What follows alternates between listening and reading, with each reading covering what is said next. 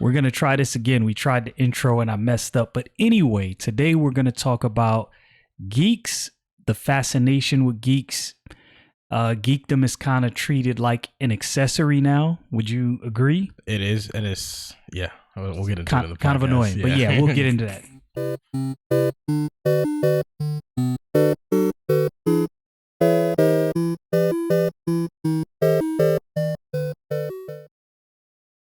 All right, so we were talking. We actually had this conversation probably like what? Before the podcast started.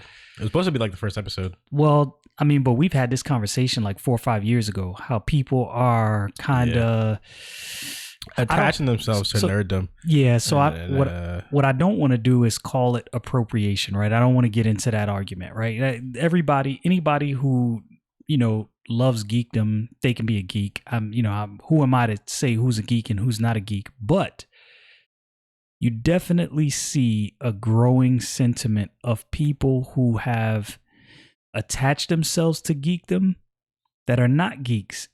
And these are the same people that would have ridiculed you for being a geek. There are people who used to ridicule me and like a bunch of my other friends who are now like attaching themselves to these niche, I'm not gonna say obsessions, but niche interests.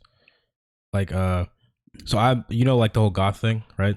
Yeah. So I have friends who've been goth since like middle school, right? And there's one of them I know who used to get cooked all the time by like all the girls like at school, and now they're all dressing like that now, and it's like that's kind of sick. And they literally ask her where she gets her stuff from now. And yeah, it's kind of crazy. It is interesting because, like in my case, I've been reading comic books since I was 13, and comic books were never. I've been reading comic books since I was younger than you. Comic books were never I wouldn't say they weren't cool per se, but the masses weren't into comic books. No, yeah, people just saw comic books and was like, oh, that's for kids. Same thing with anime. Right. Oh yeah, anime. So when I was growing up, anime wasn't as big as it is now. Not that it wasn't big, but now you know who actually started popularizing anime back in the day? Like, who were some of the first people who had like some of the first anime clubs? Who would you say? Furries. See, I don't know much about furries. I watched like a whole documentary. Yeah. I had a whole bunch of documentaries. Apparently, there's a lot of disinformation about furries people don't know about. Which is like I try to stay away from some of that niche, super weird stuff, furries and all me. That. That's I'm a very niche individual. I'm good on that. I read comic books and I love sci-fi. So there's a lot of furries in computer science as well. I would imagine. I'm not surprised, but they're all really smart though. I think part of what made geekdom cool. So what I don't want to do is make it seem as though I'm saying if you weren't always a geek that you can't embrace geek culture, right? Because how does a culture propagate unless it becomes cool? But there are some things that have happened due to the propagation of that have like it's like it's making it harder for the actual fans to enjoy it. Right. So you're saying inorganic. There's inorganic things that have happened that have made it harder for people to enjoy things that they've been enjoying for years. Like Pokemon cards, right? You remember what happened with that? Where Logan Paul made a quick Pokemon card video to make some cash, like off some like quick bucks. He's not even a Pokemon fan. He just started getting into Pokemon because Pokemon cards were valuable, and now the whole Pokemon card market is destroyed. Like, it's so bad. Yeah, you just clued me into some information I knew nothing about. A lot of people who are into like Pokemon card trading don't really rock with Logan Paul like that because of that. Because he, like, look, love him or hate him, Logan Paul's not a nerd. I'm gonna keep it real with you. I don't care what anybody says. Like looking at him, if you watch his, because I used to watch him on Vine all the time and stuff like that. Okay. And I've watched this man for years. He's not a nerd. There's nothing bad about that. But when I see him like start talking about certain things, I'm like, it's cool and all, but it feels like you're faking the funk. You know, like I'm not saying you have to like. There's nerds who are buff. I'm kind of buff. I'm a nerd, right? I'm not saying you got to like look like a stereotypical nerd. Nah, yeah, but no it doubt. just doesn't seem like he's into this stuff for the right reasons. Like I don't think he's into the Pokemon card thing because he actually likes it. I think he likes money. You know, there's nothing wrong with that. But I think there's a lot of people who are doing that same thing, who are into like the nerd stuff, not because they actually like it, but because of olfactory reasons. So you're saying it's disingenuous. That's pretty much which is my problem. I think a lot of what we see in geek culture is disingenuous. I think some of it is didn't come from a bad place. I think there's people who, for instance, saw a lot of the Marvel movies and were interested in comic books and other things associated and attached to comic books, and Marvel movies kind of piqued everyone's interest, accelerated right? it by years. Yeah, it did. And people were more interested in comic books. Comic book sales increased. The Daredevil show on Netflix was actually the second most pirated show of all time, right behind Game of Thrones. Yeah, I did not know that. Yeah, when that show dropped, everybody was trying to get it. Like, Daredevil, Netflix Daredevil was pretty good. I think if I was Marvel, I would run with the Netflix Daredevil storyline and series just the way it is. I would not change anything. Back on topic, right? Stuff like that would have never happened if becoming a nerd, like if being a nerd wasn't so popularized, right? Right. So I think it's like a push and pull type thing. Like there are bad things that happen and there are good things that happen as well. Like when it comes to like anime and stuff like that, like I usually cook for watching anime. I remember this. Like I vividly remember people used to just flame me. I was like, dang, I kind of just, it's something I like. I don't know what to tell you, right? And now it's a lot easier to watch a lot of different types of anime. I remember back in the day, like before anime was really popular, it was really hard to watch a lot of the shows you wanted to watch. But now there's like so many streaming services that have so many anime, and it makes it easier for people to get into it. So it's like, there's positives and negatives with everything. And I think that that's the same for being a nerd and people becoming more like susceptible to like being like, oh, nerd stuff is cool now. Yeah, no doubt. I think that's unavoidable. I think with the popularity of comic books, sci-fi movies, anime, manga, I think it's inevitable that you're going to get some people within the community that's disingenuous. The problem that happens, in my opinion, now, there might be those who disagree. The problem that happens when you get people who are not genuine entering a space, any space, it doesn't matter what it is. You get things like Kathleen Kennedy. Oh, someone who takes Lord. over. Yeah, someone who takes over something that geeks love, and they just completely abandon everything we love. You know why everything Jon Favreau touches is amazing? He's a geek. He is a geek. He's a fan of the things that he does. He was a comic book fan when he made the original Iron Man movies. Right. He's a Star Wars fan, and that's why The Mandalorian, all the stuff that's going on in Star Wars right now is so amazing. Right. By the way, that's a fact. Boba Fett comes out tomorrow. Oh, I almost forgot about that. I'm glad you reminded me. Yeah. Definitely gonna have to. Yeah. Oh, yeah. I'm definitely gonna have to get that in. And yeah, I think that hiring nerds to do other things for nerds makes sense. And why people would do anything else, just I don't get it. Because like, I understand there are good directors, whatever this and that. But if you have a director like go in to like looking at a source material that they have no connection to, they're gonna miss some things that like have, because like Star Wars, or they're gonna bastardize it and not care. Exactly, like Star Wars. What originally drew a lot of people to Star Wars was the expansiveness of the world. Like even though it was only focusing on one story, the Skywalkers, you could still understand the world building that's going on in the background, and that Star Wars isn't just about this one family; it's about the galaxy as a whole. And with the newer movies, it was like they were only focusing on that family, and they weren't really doing a lot of the world building that was done in the previous movies, even the prequels. And I mean, even like the Witcher show, right? You know Henry Cavill? I still haven't watched. You know Henry Cavill, who plays the Witcher? Yeah. Giant nerd.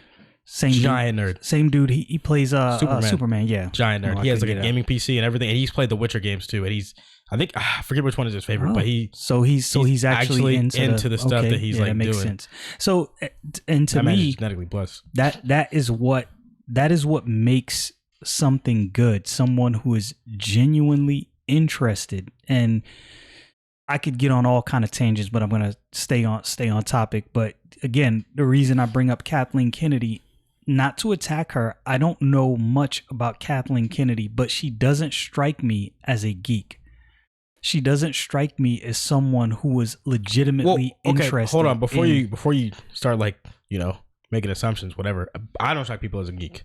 Like no. It's not look. It's her actions.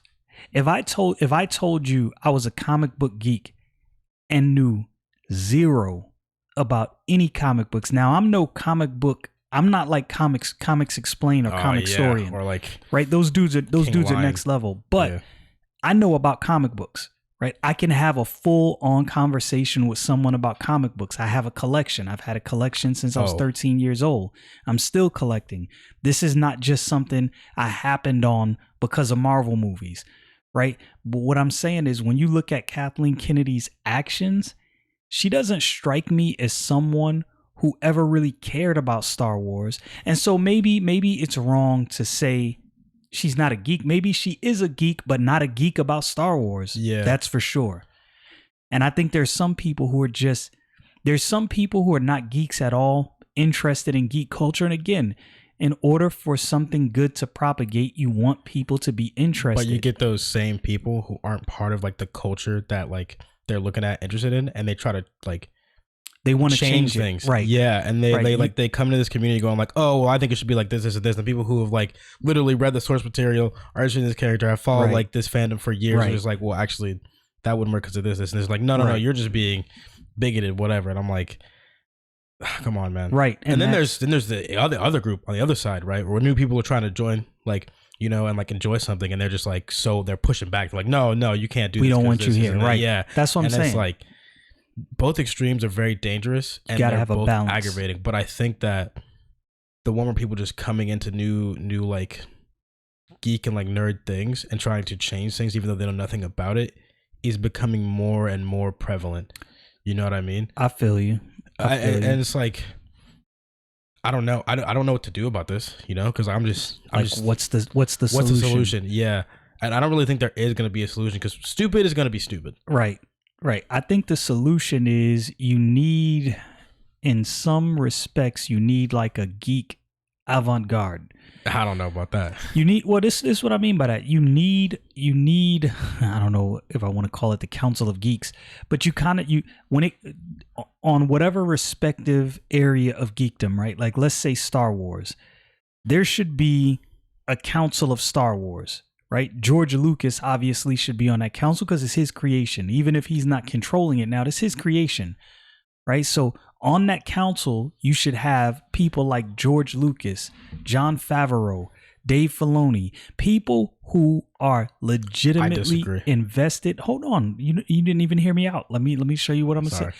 People who are legitimately invested in this thing, and they, in some respects, should be like how do I want to call it? Like the oracles of certain things. Now I'm not saying like a gatekeeper, like you can't make anything if it's not them, but they should be the dudes that are the loudest voices. Like, hey, this is probably the direction this should go in, right? Because these are people who are legitimately interested. That doesn't mean there can't be changes.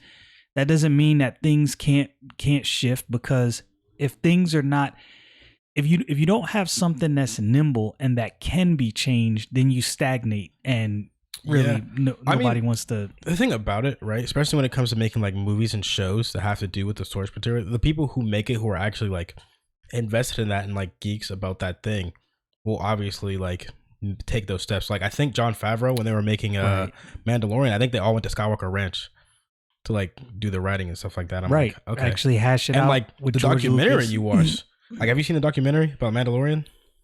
I don't know. I don't think every writer who made an episode about Star Wars is an avid fan of Star Wars, and that's why it feels like such a great show. But how did that come about? I guarantee you, Dave Filoni, Jon Favreau, and George Lucas probably got their heads together and said, look, if we're going to make this, we need to make sure if somebody's writing an episode, they're actually interested.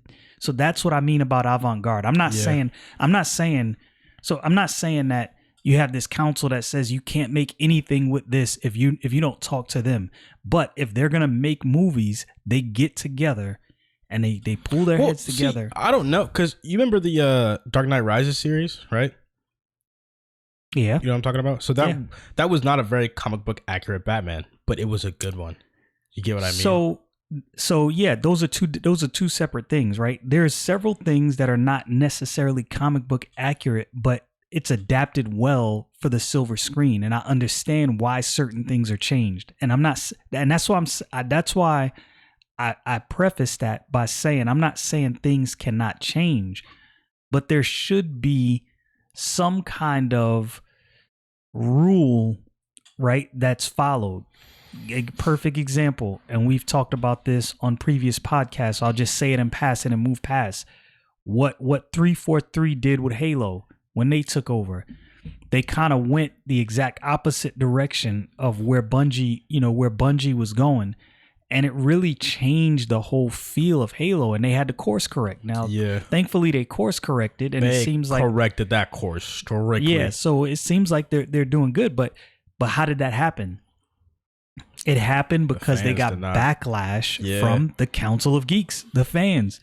The fans said, no, we will not stand for this. And they had no choice. They had to change course. So what I'm saying is, I'm not saying I want some rigid, rule building scenario, but I do want some kind of like OGs. Right? Like people you respect who you say, you know what, if I'm going to make a movie about X-Men, let me go talk to X, Y, and Z person. Let me go talk to this dude over here and holla at him and see what he thinks about these ideas before I just run off the deep end. The thing is, I think that there's a lot of good examples of people going like in the right direction, people going in the wrong direction with source material and like not understanding like what the creation they're messing with actually means. Like a lot of the comic book fans. Yeah, like a lot of like the comic book industry people who are like making comics right now. It's a lot of newer people, and it's no shade to them. I mean, they're new, right? They're trying to like get their footing, but a lot of them are making comic book stories that nobody cares about with characters they love.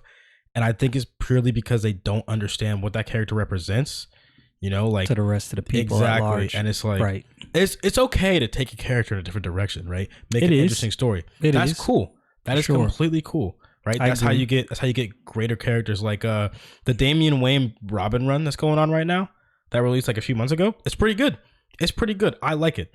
It's something different. Like that, I think the last time like a Robin had a solo comic was like Tim Drake. I know Nightwing has his own comic book. He had no comic book for years, but I don't follow Robin like that, so I don't know much about the Robin lore. Damian Wayne. Oh yeah, Red Hood has one too, but I think this is like the first time, or one of the first times, Damian Wayne has had his own story. There was like Son of Batman, was like for a while, but it's a good story. It's like taking it in a different direction from how, like the Heir to the Cow story usually goes, and I think it's very interesting. It's not like you can't do new things, right, and have them be good.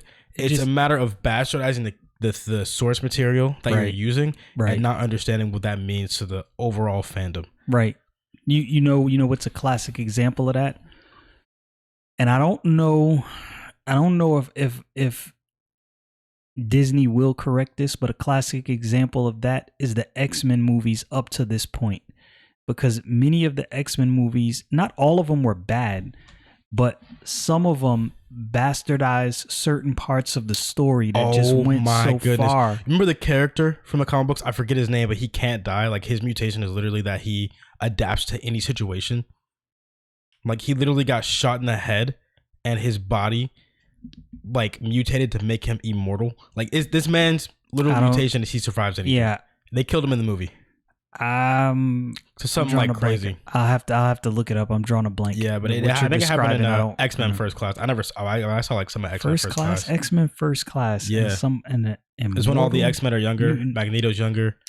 Dr. X. I'll have to look that up because I don't know why I'm drawing a blank. I'll be honest with you. See, and this is classic example. Now, I am not any authority on X-Men lore, right? So I'll admit that right out the gate. I've always been interested in X-Men and I love some of their comic books, but I'm not, no authority on their lore. But what you just described and the fact that I don't remember that, prime example of what happens when you... People are still mad about that because in the comic book, this man literally cannot, like, that is his thing. He can't die. Yeah, I don't know why I'm drawing a blank. And he got... Yeah, I forget his name, but he's just it's a black dude. A black dude? You're not talking about Cable from the future? I think he's from the future, yeah. Cybernetic Eye? No. Black dude can't die. You keep talking, I'll look it up. Yeah, you're gonna have to look that up. But so the X-Men movies is a prime example. The movie that I was gonna bring out or talk about was the Dark Phoenix movie. Now, anybody that knows anything about Dark Phoenix and that whole saga, you understand you cannot do that in one movie. And the fact that they attempted to do this in one movie, in my opinion, shows me that whoever that director was, whoever the writer was, did not understand the breadth. Darwin. His name was Darwin. He's a mutant. That's mutation is to survive anything. Yeah. See, I don't remember much about that mutant right there. So yeah, I'll have to look that up later. Like I said, I'm no authority on the X-Men lore. He's an above Omega level mutant. Yeah. So yeah, there's a bunch of side things about X-Men that I will admit. Like I said, I don't know because I wasn't as enthralled in X-Men like that. I love X-Men, like the X-Men team. I know enough about the team, but all of the peripheral stories and characters. Yeah, because when you watch like the X-Men movies back, some of their powers don't track like some of the things how they do in the comic book. Exactly. Right. There's this other character. Right. I forgot his name too, but he was in the Wolverine movie where he went back to the past. You know what I'm talking about? Yeah. So he died to an energy blast. You know what his mutant power is? He absorbs and redirects energy blast. Yeah, I have to look up. I can't remember. That is like I always thought that was crazy. I'm gonna tell you what was one of the best X-Men movies, Logan. And the reason it was good is because it was dark, exactly like the comic book. It wasn't necessarily exactly like the comic book. Exactly like the comic book, but the tone. Because the comic book happens on War World. This Doom's is War World, I think. Dark. I was like, this is dark. I like the way they did this. They at least kept that element. And so that just proves my point where I say things can change. I'm not opposed. I understand how at least Disney has approached making Marvel movies and how Disney has approached making Marvel movies, which is family genius. Friendly. No, family friendly. No, not that. And which is genius is the Marvel Cinematic Universe. It's almost like another universe. So actually, they are technically right. They have like a universe number and everything. That's exactly what they did, and I appreciate that. I'm like, oh, okay. So does the Amazing Spider-Man universe. So does the Raimiverse. Yeah. So yeah. So I like I said, I can appreciate Marvel doing something like that, and I can appreciate the changes that they made, and I understand why they made those specific changes. What I can't stand for is if you do something like you change Wolverine's entire origin story. Like, bro, that's part of the whole. You're talking about X-Men origins? No. I'm not saying they did that. They didn't change it entirely. They made some modifications. Yeah. But it was on track with the comic book. Not everything was word for word. But it doesn't have to be word for word. But if they were to, let's say if they would have came out with some storyline like Wolverine got his powers from some cosmic being or some meteor, you'd have been like, bro, who they do like that? There was a character they did like that. Oh, I know. Oh man, Power Girl, I think it is, or Miss Marvel. They destroyed her. They like made her powers different. You mean they changed her powers. You mean Captain Marvel? No, Miss Marvel. Another character, same universe. Did they even have Miss Marvel? You see, they have a Miss Marvel show coming out, and they changed her powers. So you know how her powers are kind of like Mr. Fantastic. I didn't follow stuff bigger and smaller. I'm gonna be honest with you, and this is another. So okay, I'm glad you brought Miss Marvel up. This is another issue with people who aren't really invested making movies and shows. Miss Marvel is not a bad character, but really, my G, her own show. I'll do you one worse, Dad. I'll do you one worse. Nah. Right? So they changed her powers, and they made her powers kind of similar to Captain Marvel's. Whereas like some energy thing that comes out of her hands, I'm done. Now, but again, I'll say this. I will say this. I don't know enough about Miss Marvel to comment on that because to be a comic book geek and be completely involved and know everything, there's a lot of reading and a lot of research you have to do on multiple unless characters. You like doing it as a job, there's no way you're gonna know everything. The characters that I was most interested in, and to this day most interested in as far as collecting comic books, I would say Batman, I would say Spider-Man. I was a huge Image Comics fan, so I liked Cyberforce. I like Wildcats. Was never really huge on Spawn. Spawn, I like Spawn a lot. Yeah, I was never really huge on Spawn. And I was always a fan of X-Men, the Jim Lee X-Men reboot. I still got number 1 through. Wasn't that like 2006, 2007? No. The Jim Lee reboot was in the early 90s. Dang. Yeah, you talking about like 93. You're old. I got issue 1 through, I want to say 5, original print. And I also got some reprints of the variant covers of number 1. I think I got all the variant covers. Don't you have some Wildcat reprints too? No, the Wildcat comics I have are originals. Okay. Yeah, I bought those when they came out. Now, no, I take that back. You're talking about, so there was some issues. Covers. There's some issues that I was missing of Wildcats that I actually bought from the comic book store here locally, probably about 3 or 4 years ago, because they had them in the dollar comic book section. So I do have to, because I'm pretty sure those are reprints. I don't think those are original prints. But again, Miss Marvel. I'm not saying Miss Marvel's a bad character, and I know there's going to be somebody out there in the spaces of the internet that's going to be in the comments, no, they should have created this, you're bugging, blah, blah, blah. What I'm saying is, there's peripheral characters. Anybody who reads comic books knows that there are peripheral characters that are not bad characters, right? But you don't base a whole show off of this character, Hawkeye. This peripheral character. Hawkeye. Ant-Man. Hold on. When I say peripheral character, I'm talking about people know who Hawkeye is, right? People know who Ant-Man is. I don't see those as peripheral characters. Captain Marvel. I'm talking about Captain Marvel is a peripheral character, in my opinion. Yeah, they made it. Yeah, and they should. That's what I'm saying. That in my opinion, that shouldn't have happened. But this, again, before anybody in the comments goes crazy, this is just my opinion. I'm not saying that my opinion is law. I'm just saying I think some of these things are born out of Agents of S.H.I.E.L.D. What about Agents of S.H.I.E.L.D.? They're kind of peripheral characters, but they got their own show for like 6 seasons, I think. Nah, I think. Here's my thing. Let me disagree. Let me disagree with you before you finish. I'm saying Disney has a really good.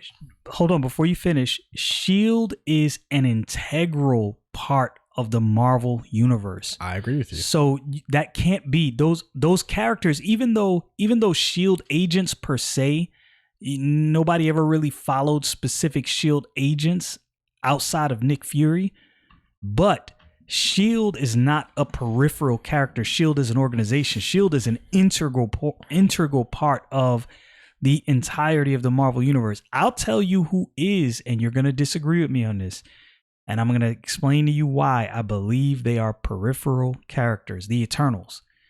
There were never Eternals comic books. The Eternals. That's the only thing. The Eternals are an integral part of the greater Marvel universe, and we know that. The Eternals, the Celestials, the One Above All, like all of these are the Deviants, integral parts of Marvel lore. But to have their own comic book, no. So I'm gonna have to disagree with you. I'm saying not about the Eternals, but about the peripheral character thing. Okay, go ahead. I think Disney has a very good thing where they make people care about characters they would otherwise not care about. No, Ant-Man. Who you know that was an Ant-Man fan before the movie came out? I'm not. So there's two different arguments. It's two different arguments. Pardon. Right? Ant-Man was a character that most people didn't really know like that. But I don't think Ant-Man was a peripheral character. When I say peripheral character, this is what I mean. You mean like not important to the all-around story that's going on? Characters that you've seen throughout Marvel's history that was never focused on. It was like this character was in, this series, and you saw them every now and again, and they were there, and you knew about them, but they were never like the bulk of the story. The story wasn't about them, right? And that's what I'm saying. You take a lot of the what's the dang, I can't even remember the mutants that Magneto gathered. Why am I drawing a blank right now? Oh my goodness. Yo, I don't know what he's thinking of. Yeah, I'm drawing a complete blank. But anyway, the mutants that Magneto was pretty much the head of. Why can't I think of the name of these mutants? Good grief! Big X-Men fan here, y'all. This is gonna drive me crazy. I'm like drawing a blank. So what I'm saying is, there's a lot of characters surrounding Magneto that you knew of, right? They showed up in comic books. They were there, like but Juggernaut. You wouldn't like. I'm gonna keep it real with you. If somebody created a movie about Juggernaut, I would be like, you played yourself. You played yourself. Like, he's a strong character. You played yourself. Mega level, but you played yourself. Who watched it for him? Yeah. So, different topic, all right? Because I feel like we pretty much fleshed this out. Said a lot about it. Okay. What do you think about other things in pop culture and influencing people being like nerds and stuff like that? Because I know I saw it like back when I was in high school and middle school about like rappers talking about anime and like nerd stuff and how that has influenced a whole generation of people to get into it. Like, there's certain people who like them because they were like, oh, they like the stuff I like. And then there's certain people who are like, oh, I wonder what they're talking about in this song. And they were like, let me see what this is, this and that. That's not necessarily a problem because there's a lot of things that you get introduced to because somebody mentions it. So I'm not saying it's a problem. I think it's a problem when someone who comes after the fact is now telling you how something is supposed to go. Yeah. This is the same problem a lot of people have with hip hop since you brought it up. Same difference, right? I'm not saying that the new music shouldn't be there, right? It's a new generation. They're going to be doing different things. But when I hear people from the new generation say, oh, this old head, what do he know about this? Like, bro, they created the thing you're doing. What do you mean? What do they know about this? Like, you bugging. You've lost your mind. It's like, so on both sides, I think I get it. It's like an elitism they have. Very much so. And that's like people who've been in it for a while have this elitism toward new people, and the new people have this elitism towards everyone else who doesn't understand it like they do. And there should be a respect. It should be like, okay. It should be a mutual respect. Like, people who have been in it for a while should be like, you know what, you're new to this. I appreciate your interest. You're interested in something I'm interested in. Cool. We vibe. You know, but people who are new should be like, you know what, I don't know much about this, so I'll just take a step back and see what everybody else is saying. There has to be an authority, though. I don't know. I'm not really a fan of authority. I'm gonna show you what I mean. Comics Explain. I don't know of one person that knows more about the X-Men than Rob. I know two. That knows more about the X-Men than Rob. About the X-Men? Yeah. I don't know. Yeah. 90% of his channel was the X-Men for a hot minute. He stated this, and I actually believe him listening to him, that you're not gonna find when Marvel gets him to interview. I think he interviewed some of the cast of Endgame. He did? Yeah. When was this? The interviews are online. I do remember this when he went to the premiere. I think so. I think so. That was good. He was asking them questions. They were like, "What?" So now check me on this. Who else you know from YouTube Marvel going to and saying, "Hey, we gonna get this dude to do some interviews"? One, Comic Historian. He's the only one, but I'm talking about on the X-Men specifically. On the X-Men? Who has more knowledge on the X-Men specifically? There's just one dude on TikTok. He does MMA fighting, but he does a lot of comic book stuff too. So he might. I'm not saying there's not people YouTube, that know a lot. I don't know. I don't think anybody messing with him on YouTube. So it's him and Comic Historian right now. So check me. That'd be like asking if anybody but Comic Historian could do Batman stuff. So check me. Imagine me going to Rob and saying, no, this is what they should do with X-Men. You see what I'm saying? Oh, stupid that sounds. That's what I'm saying. Like, I was like, you're my dad, but I'd be like, you know what? He is so invested in X-Men, in the lore, and he has so much knowledge on X-Men. Who am I to tell him how X-Men is supposed to go? He knows the history. He knows what's worked. He can tell you what artist drew what and what issue. That man has the knowledge.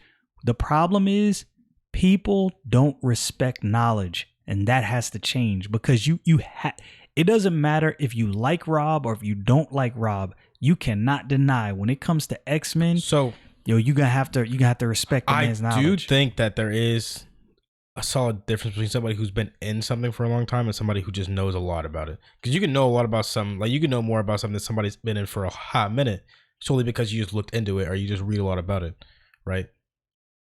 So I don't necessarily, I agree with you, but I'm setting parameters. You know what I mean? Yeah, I get what you're saying. Because there are newer comic book fans who know more than me.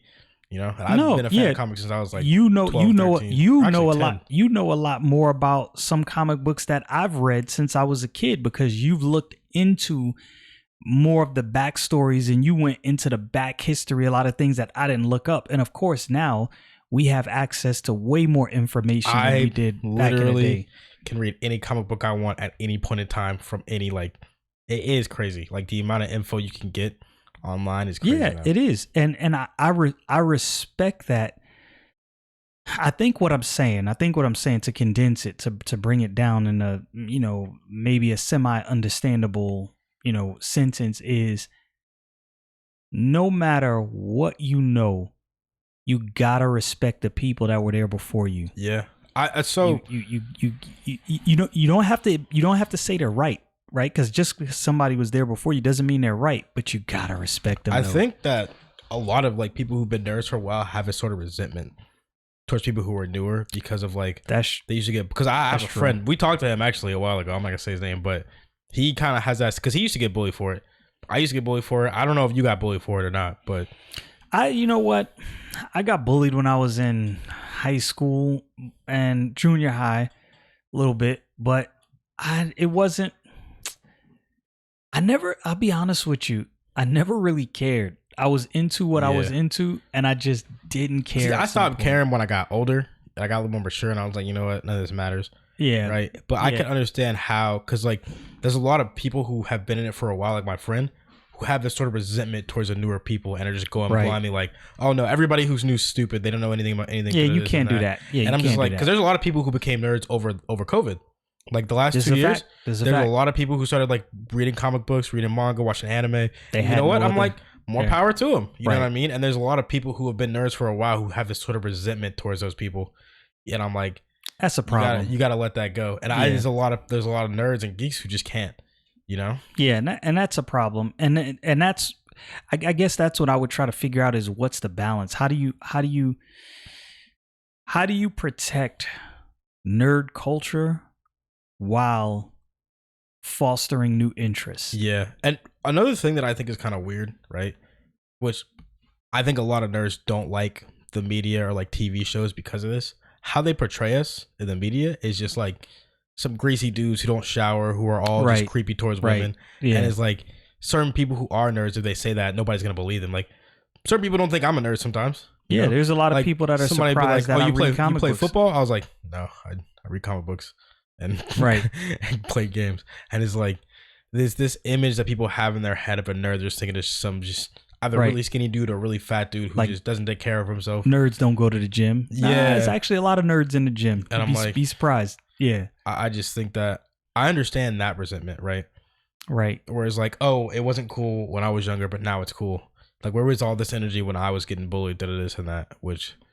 Times change. Understandable. They do. Yeah, times change. Now, I don't think that this popularity of nerd stuff, if it does, I'm big enough to admit when I'm wrong, right? But I don't think it's going to last forever. I think it's going to be a new fad that comes out in the next 5-6 years people hop onto, and the people who were nerds before are still going to be nerds. And some people who became nerds, at the beginning are still going to be nerds, right? But there are a group of people who are just doing it for the clicks. Yeah, and I think, can you get away from that? Not really, no. Yeah, unless you take off every human on the planet. Isn't that there's people who got into rock who were not really interested. That I'm talking about people who don't really care about rock, but it was a cool fad. Okay, I see. I got it right because of Guitar Hero. Right. One of my teachers worked on Guitar Hero. So actually. Yeah, that's kind of crazy. So some people got into what's another area? Some people got into games. Not because they were actually interested in games. It was some other thing, tried to impress a girl or something like that. Who knows? It happens. Some people got into comic books just because, believe it or not, there's a lot of women who are on the Marvel wave. Yes. And a lot of pretty women. It's not just the stereotypical, what they paint of, women who are geeks. This man's spitting. And there is a lot of men who got interested because of that. You're not going to be able to avoid that. I see TikToks about this too. You're not going to be able to avoid that. It is going to happen. It's just the way of the world. I think what what probably should happen and what probably needs to happen from people who are geeks. You can't resent people for being interested in something they weren't interested before. Yeah, because there was a time where you weren't interested in it either. Right. Yeah, that you can't resent people for that. You can't resent people for bringing new ideas into something that you were already involved in. Maybe their ideas are good. But also, on the flip side, people who just get into something, you can't come in like you've been there for 50 years. Like, you a new jack, homie. Slow down. Exactly. Slow your roll. You know what I'm saying? Back up and pay homage to the people that have been here before you again. And that's why I say respect. One of the biggest things is a lack of respect. There's a lot of people who get into the what do I want to call it? The geek space. The geek star, the geeksosphere. But there's people who get into the geek space that need to understand that, it was people that were interested in this stuff when it wasn't cool to be interested in this stuff. It was people who were doing this way before you, right? Like podcasting. There was people who were podcasting way before I ever thought about it. Yeah. So Joe Rogan's podcast started in like 2008, I think. So who am I to come in thinking that I got the new sauce? No, this is what y'all need to be doing. You know how retarded I would sound? Oh, you can't use that word. I'm still wet behind the ears when it comes to podcasts. I'll edit that out. Yeah, because I heard you say that. I was like, oh. Yeah, I'll edit that out. But there is an air of arrogance on both sides, on people who are geek veterans and people who are new. The people who are new think they have reinvented the wheel and they've thought of some new thing that nobody else has thought of. And the people who've been there a while think I'm the only one who can ever talk about this. Got to be a balance. You got to understand nothing progresses if you think you have arrived and nobody else knows any more than you. And also, things regress when you come in thinking you command all the knowledge. Yeah. You're the new guy that commands all the knowledge. There's a lot of people who have been turned away from certain things because of the arrogance they see other people like express. Like when it comes to like games or like certain things that people do, like somebody will be arrogant towards them and just be mean, and then they just never touch it again. Like I was playing Magic, never playing it again. Because I was just playing with a group of people who were just trying really hard. I'm like, this is my first time playing this game, man. I don't know nothing about this. Now I just don't want to play it anymore. I'm just right. They've kind of and ruined it for you. Yeah. So what happens? I understand the need and this desire to protect something that you've always been a part of, but then what happens when all of the OGs die out and no new people are interested? Then this thing just goes by the wayside. Yeah, it carries that flame. It's on a scrap heap of history. Yeah, and it's hard. It's hard. But going back to how we originally started the conversation, I think there is a certain element of the population that sees geekdom as nothing but merely an accessory for them. Right? Yeah. Like, it's almost like putting on a hat. Like, oh, I'm going to see this Marvel. I'm a geek. I don't really care about it. And I'm not. Yeah, it's not like it's a problem. Yeah, it's just like I'm not nobody saying, cares. Right. Yeah. I'm not saying that's a problem, but it's the funny thing is some geeks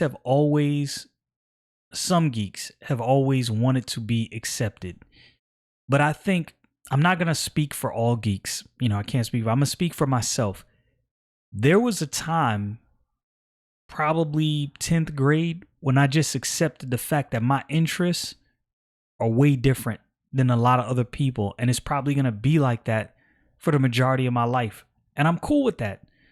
I am good with that 100%. And I came to that conclusion very early on. The things I'm interested in don't have to be popular.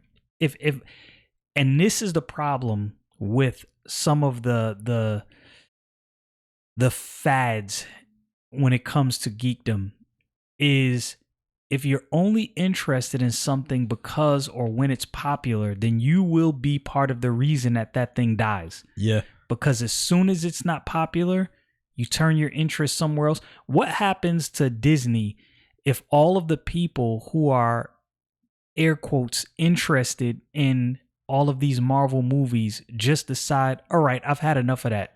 Us geeks are still going to be interested. But then what happens when Disney sees, oh, we're not making money on this anymore? Okay, we're done. Drop it. Yeah. That's the only part. The only problem. It's weird because there's so many things that I've like seen that used to be weird that are now like the cool thing to do. Like dressing goth is now cool. Cosplaying anime is now cool. Oh my goodness, anime is the biggest one for me. The people I know who are, so there are some people I know like legitimate. There's a guy I work with, legitimately into anime. He just like me. I thought he was just like a newbie to it, like new to the interest. No. I was talking to him. I was like, oh, you really into anime. Like this ain't a joke. Like this is for real. And then I know of some people who it's like, yeah, I've watched this and I've watched that. You know, it's the things, the anime that I know when somebody's really into anime when I hear titles I have never heard before. Like I hear stuff and I'm like, bro, I don't know what you're talking about. You know something else recently that happened that kind of is like that? What's that? K-dramas. Squid Game. Look, you remember me and Brooknom used to watch K-dramas all the time together. All the time. Yeah. Back when I was in school, I was watching that. Like that was the move. It's still the move, right? Now all of a sudden Squid Game comes out, everybody loves K-dramas. I'm like, yeah, which is it is kind of weird. Because you remember what happened with Parasite? No, people said they didn't watch it because of subtitles, and then like the director of the movie, because it was a great movie too. The director of the movie, when he got his award, like he was like, you know, you open up to a huge world when you go over the hump of 2-inch words. And I was like, speaking of which, what was that one Japanese movie we watched that was based on an anime where the kid was disappearing and going into the future? Erased. Oh my goodness, it was really good. That's the only live action anime show that's actually decent. That was because most of them I was like, that are so good. Bad. They are like, but I watched that one. I was like, this is accurate. How is Cowboy Bebop? Have you watched that? Man, you gave me that death stare. Okay, I guess Cowboy Bebop must be trash. Next question. Dad, I'm gonna give you a line that was in the show, and it sounds like a joke, but this actually happened. Okay. Here's a line. This dude comes in. He's like, that's illegal. That's blackmail. Well, Jet, you are black and you are a male. Actual dialogue that was in the show. It was a dad joke. The thing is, the actors did a good job portraying the characters, right? I'm not going to knock them. I heard it didn't get picked up for a second season. No. The actors did great, right? The action was great. CGI was amazing. The writers, I don't know what they were on when they were writing that show, but it had to be something good. Okay. It had to be something good. Glad you that ties into exactly what we're talking about. It sounds to me like the writers weren't actually interested. Well, no. So the thing is, right? Bebop. I don't think that's necessarily a problem because there's a lot of things in anime that do not translate well to live action, right? That's not what I'm saying. If the writers were not remotely interested in Cowboy Bebop, they weren't fans, they didn't really care, then that would result in what you're explaining. I have no clue. I'll have to look into that. I have no clue. But and I'm not saying that that's definitely what it is, but the casting was great. The casting was amazing. I love this. Is the kind of things that happen when I'm not saying the writers, I don't know them. I don't know who the writers are. I don't know the directors. But if we look into this and find out that these dudes aren't really like fans of Cowboy Bebop like that, I wouldn't be surprised. Yeah. I would be like, oh, you know what live action anime adaptation is actually really good too? Which one? Rurouni Kenshin. It's a samurai flick. Okay. It's pretty good. I might have to watch that one. It's really good. It's subtitled, but it's still. Yeah, I can deal with subtitles. Most people can't. I don't have a problem. I watched the race. You know what another good movie is? What's that? Train to Busan. Great movie. Okay. Great movie. I watched that like a few months ago. It's okay. Yeah. You've given me some things to look into. I'm definitely got to look into this stuff. So my conclusion would be this. Geeks, we have to accept the fact that there's new people interested in our space. And for the new people in the geek space, I'm going to give you this advice. Take several seats, homie. You are new. Don't come in here rearranging furniture. Take several seats and observe for a little bit. Take a deep breath. Right. Don't come in here messing up our stuff. Till next time, cowboy.